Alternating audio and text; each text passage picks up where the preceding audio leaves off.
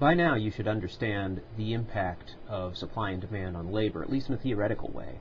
What I'd like to talk about next is the more practical implications. That is, a situation where there's maybe government intervention, where there's union activity, where wages are kept artificially high.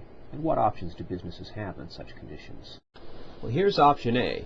You could go the Walmart route.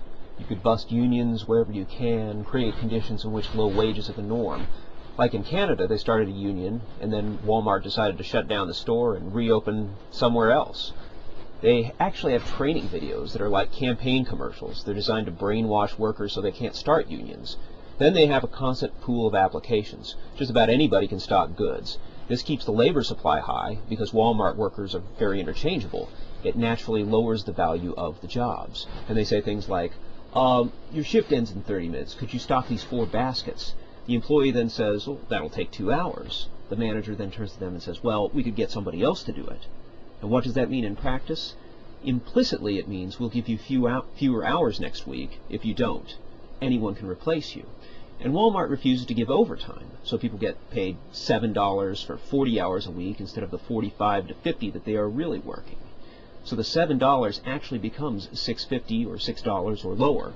There are lots of lawsuits about this, but Walmart wins because they have such huge reserves. They just settle with the government for very small amounts so the government can recoup its tax revenues.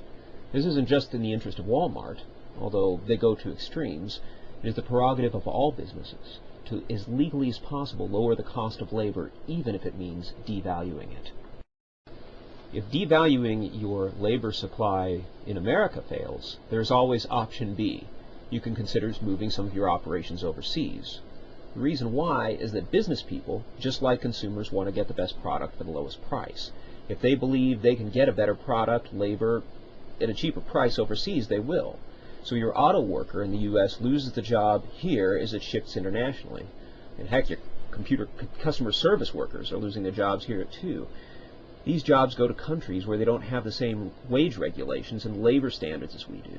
They often work under virtual slave conditions, in fact, to make your Nike shoe and your Gap shirt. So the smart money says you put your businesses where you can get the best labor for the lowest prices. Maybe that means you stay in America if your best skills are here. But it also means you might move overseas if you can get comparable skills for lower prices. It's just like going to the store and shopping for the best prices you can get. Only in this case, your workers are the commodity.